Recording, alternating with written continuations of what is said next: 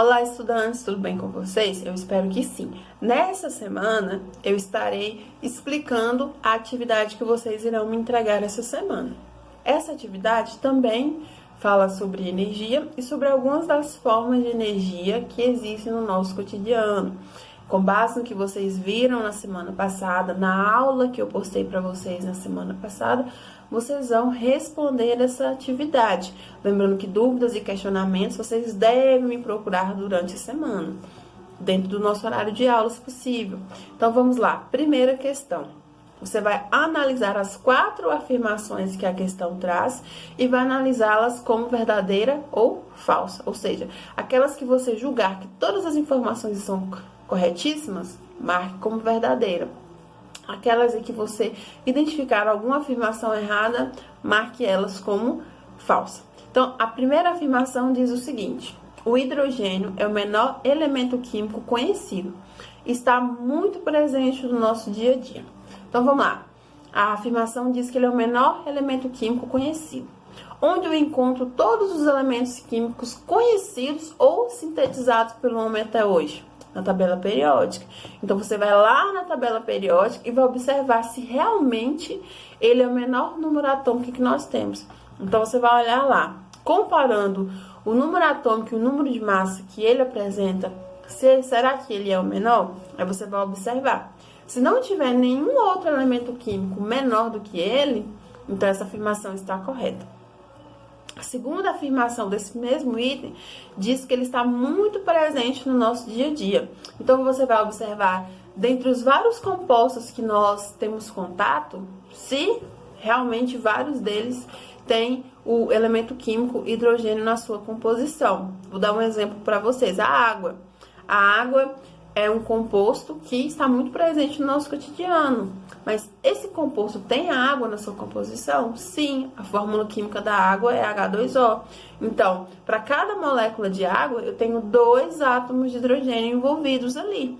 Então, se a gente considerar só a água, seria assim muito importante. E você vai observar se existem outros. Se você encontrar outros compostos que também são importantes, então você pode marcar esse item como verdadeiro. Segundo item, no Brasil, a biomassa mais utilizada para geração de eletricidade é atualmente oriunda das sementes de girassol. Para ficar mais fácil de vocês chegarem nessa resposta, vocês têm 2 caminhos para seguir. Vocês podem pesquisar quais são as principais biomassas utilizadas para a geração de eletricidade, e aí você vai encontrar um em especial que vai ser muito falado, porque o Brasil é um grande produtor dessa biomassa. E você também pode procurar se realmente essa semente de girassol é utilizada para a geração de eletricidade. Você já ouviu falar em algum momento dos nossos estudos ou em outras situações que a semente de girassol é utilizada para gerar eletricidade? Então você tem que pesquisar para chegar a uma afirmação verídica.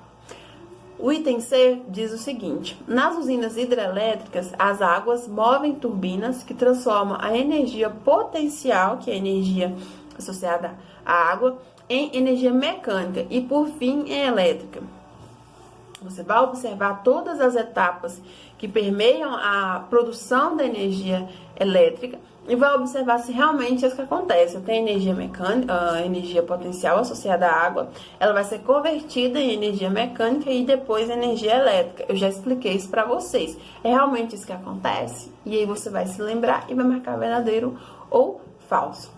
No item D, diz o seguinte: a energia nuclear, que é a energia oriunda de reações químicas que acontecem entre elementos químicos radioativos, lembrando que o principal elemento químico radioativo utilizado nesse empreendimento é o urânio, é proveniente de reações que ocorrem no núcleo de certos átomos, chamados de inofensivos.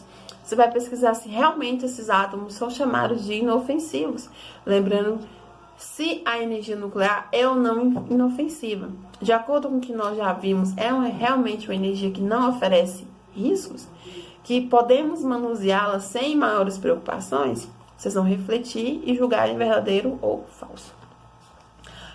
O item 2 é muito simples. Eu quero que você elabore um mapa mental. O que precisa conter nesse mapa mental? Precisa conter um tema central, que vai ser fonte de energia, e vocês vão colocar nesse mapa mental todas as fontes de energia que vocês já observaram durante esse nosso estudo. Lembrando que eu preciso que vocês especifiquem, dentre essas energias que vocês colocaram, quais são renováveis e quais são não renováveis, e quais são primárias e quais são secundárias, justamente para você condensar toda essa informação em um esquema interessantíssimo, que é o mapa mental, mas você também exercitar o que você aprendeu. Lembrar que é importante, é preciso classificar essas energias em primária, secundária ou renovável e não renovável. E aí, a resposta pessoal. Cada mapa mental pode ser feito de um jeito, utilizar uma cor diferente, uma sequência diferente. O importante é ele ser entendível e ele ser dinâmico. Lembrando que não faz sentido algum você pegar o mapa que está pronto nas redes e fazer. O que você aprende com isso? Nada. Eu vou observar, eu já até pesquisei quais são os mapas mentais que existem. Então, o aluno que for lá e pegar um mapa mental prontinho da internet, que vai faltar informações que eu pedi, porque o que eu pedi está bem mais completo, eu rapidamente vou identificar que você pegou da internet. Então, para evitar que você tenha que fazer de novo, já faça o seu mapa mental de sua autoria, com a sua cara, com o seu estilo, que eu acredito que vai ser muito mais proveitoso para você e vai evitar esse constrangimento.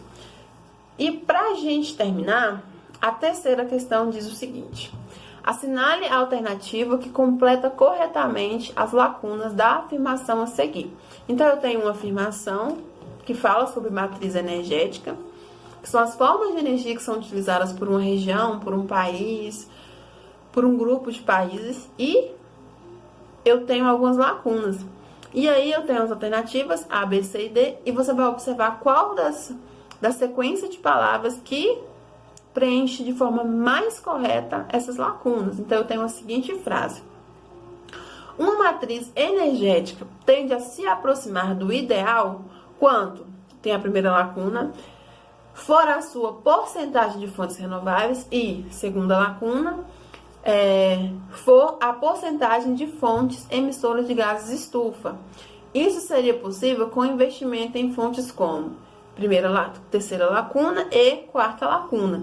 Então, eu tenho aqui nas opções que na primeira lacuna você pode colocar maior ou menor, na segunda lacuna a mesma coisa, maior ou menor, e na terceira e quarta lacuna você pode colocar solar e eólica, eólica e solar, você pode colocar nuclear e solar, e nuclear e solar. O que vocês precisam ter em mente para vocês conseguirem responder esse item? Lembrar o que seria uma matriz energética ideal. De acordo com a nossa aula da semana passada, uma matriz energética ideal seria uma matriz que tem mais fontes renováveis ou não renováveis?